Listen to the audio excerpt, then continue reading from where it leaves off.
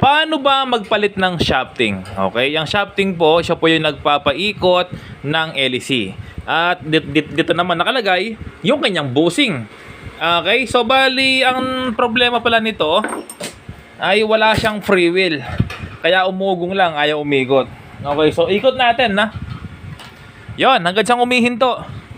Wala siyang free wheel. So ngayon magpapalit tayo ng shafting. Dapat kapag inikot mo yan, kailangan tuloy-tuloy pa rin. So yun po yung free wheel, no? Kaya kapag ayaw umikot ang electric fan mo, i-check mo yon. Okay?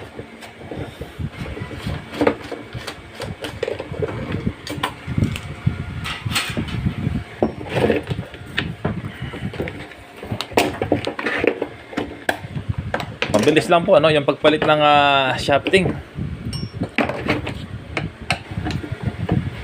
Ayan, kapag alam mo na yung step by step, di ka na mahirapan.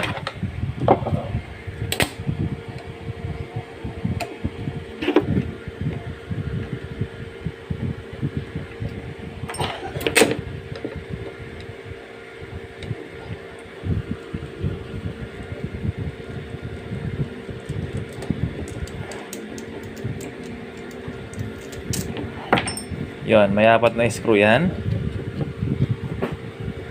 Okay, so bali nagpapagana sa atin yung ilaw electric fan, naka-solar po tayo, no? Kaya iba talaga kapag naka-solar ka. Kahit walang power, may power ka sa bahay, no? Ang galing. So kahit TV, kaya po yan, no? TV, washing machine.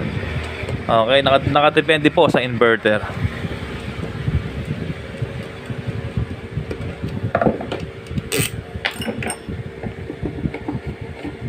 Ayun.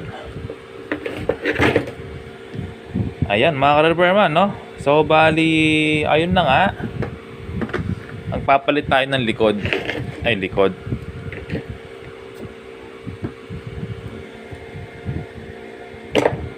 Eto. So, kunin natin yung dati niya. Yung dating spacer po tawag dito. Kunin natin. Pati kabila.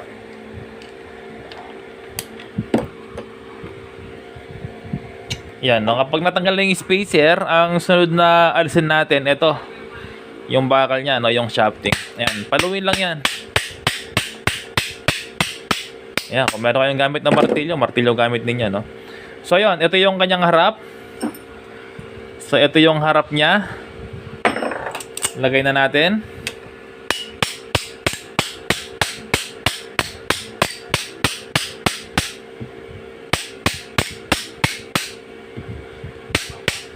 Ayan, tapos yung spacer ibabalik natin. Ayun. Yung kabila.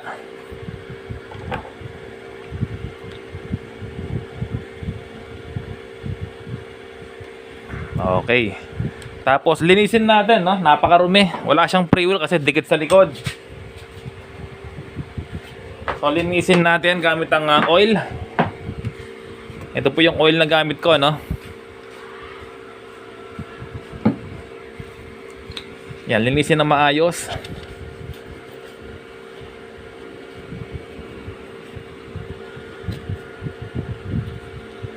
Ayan, dumi. Kapag marumi kasi ay dumidikit po yan sa bushing. Doon na, hinto na yung electric fan mo kapag dumikit na. Kaya dapat laging malinis po yan, ha? At wag na maglalagay ng grasa. Mali po yun. Hindi po grasa ang nilalagay po rito. Langis lang.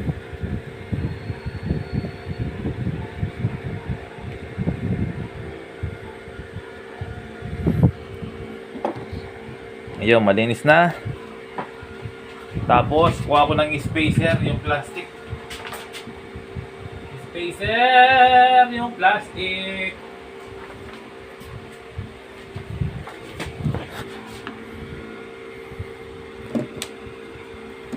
Okay.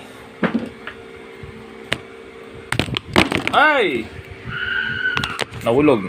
Ayan, so magpapalit na rin ako ng bushing, no?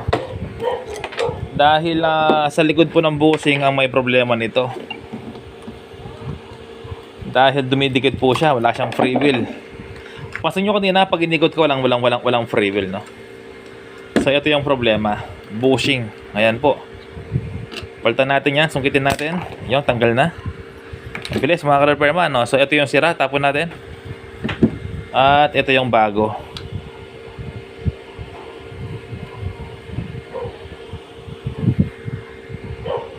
Ayan, tapos ito.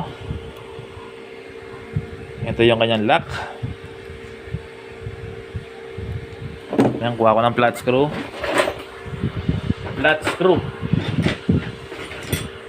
Flat screw.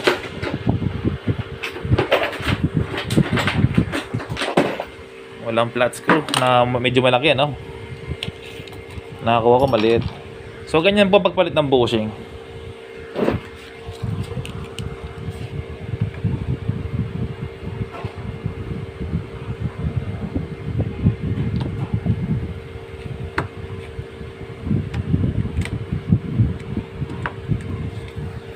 Ayan. So ganun lang po, no? Napakadali.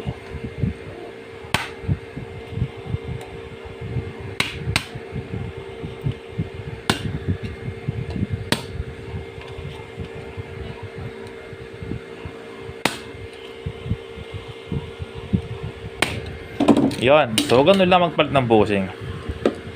So ngayon gitna na natin. Yan.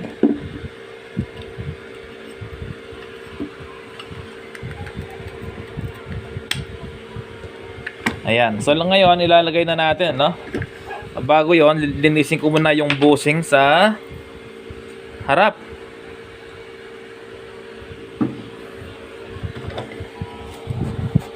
Ganyan po pag dinilis ang bushing, no? Kapag walang free wheel, mahigpit. So kung okay ng basahan, lagyan na lang is ipasok po dito gamit ng flat screw. Ay, flat screw, Philip.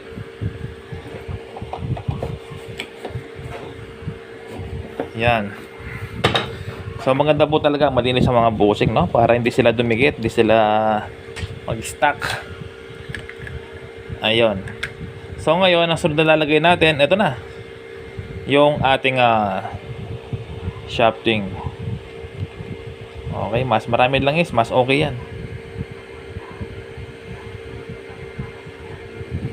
Yan. Tapos yung kabila, ito, lagyan natin to.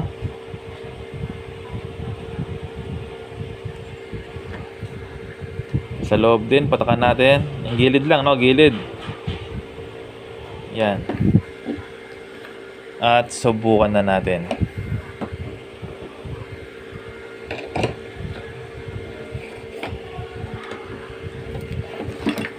Ay! Nahila. Ayan, no? So, nahila yung motor. Kapag kasi meron na putol dito na isang wire, hindi na po ito iikot, no? Kaya, ingat-ingat lang. Ayan, mahaba yung wire niya, no? Ibalik natin. Ayaw na bumalik. Haba ng wire. Ayun, tapos i-check natin tinatawag na yung spacer. So kailangan yung pag-check ng spacer hindi siya mahigpit. Kailangan meron siyang atrasabante. Ayan, no, meron siyang atrasabante. Okay lang 'yan, no. Kapag kasi walang ganyan na atrasabante, walang free wheel, nako. Hirap umikot 'yan. Walang play. So ganoon po yung pagpalit ng shafting, no?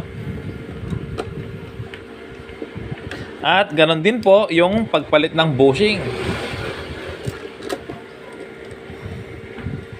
Walang free wheel, no? Ayan, magkaka-free wheel na to.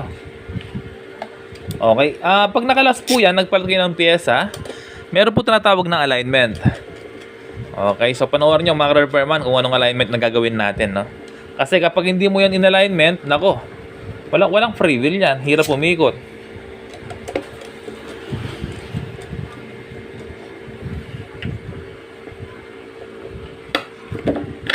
Okay, ito naman, tornilyo sa taas.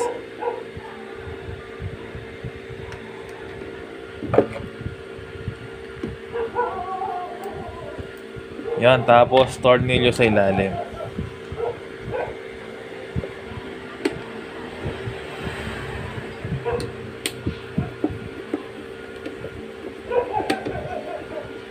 Ayan. So, ayun na nga, no? Ito yung tinatawag na free wheel. Ayan, no? So, hindi mo siya mahikot. Okay? Wala siyang ikot, oh. Wala. Ayaw siyang umikot. Napakatigas. So, ito po yung tinatawag na alignment. Okay. Ulitin ko, no? Napakatigas po niya. Hindi ko siya maikot, oh. Napakatigas niya. Tapos, paluin din dito. Yan, mga ka-repairman, maginhawa na, oh. Paluin ng konti. Tapos, hilahin. Tapos, paluin dito. Dito rin. Ayan, maginhawa na. Ayan, ayan, oh. May ikot na siya, oh. Yan po yung free wheel, no? Maginhawa po yung ikot niya. Oh, napakaginhawa yung ikot, oh. So, ngayon, subukan na natin. Papalit ng walo po. Okay, so lalagyan ko na ng LEC para masubukan na po natin, no? So kanina wala itong free wheel, no? Napakahirap niyang paikutin. So ngayon, subukan natin. Ito yung lock niya, napakatagal bago kukunin. Ayan, hindi ko mailagay. Okay, yung free wheel mga ka-repairman ay ganito. Ayan po yung tinatawag na free wheel. Maginhawa po siya. Ayan, maginhawa po siya, no? Ayan, no? So, ngayon, subukan na natin.